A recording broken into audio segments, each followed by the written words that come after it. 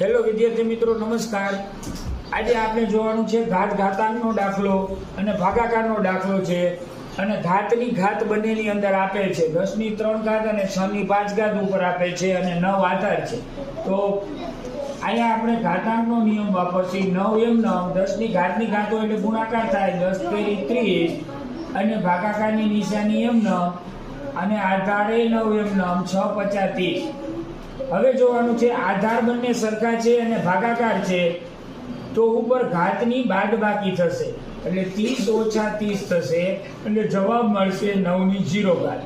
તો કોઈ પણ ની 0 ઘાત જ્યારે હોય ત્યારે જવાબ મળે 1. તો તમને વિકલ્પની અંદર આપેલ જ છે બી વિકલ્પ કે 1 આપેલ છે કે 9 ની 10 ઘાતની 3 ઘાત અને 9 ની 6 ઘાતની 5 ઘાત એટલે જવાબ મળે 1. તો આ આપણે જોયું ઘાત ઘાતાંકના નિયમ વાળો દાખલો.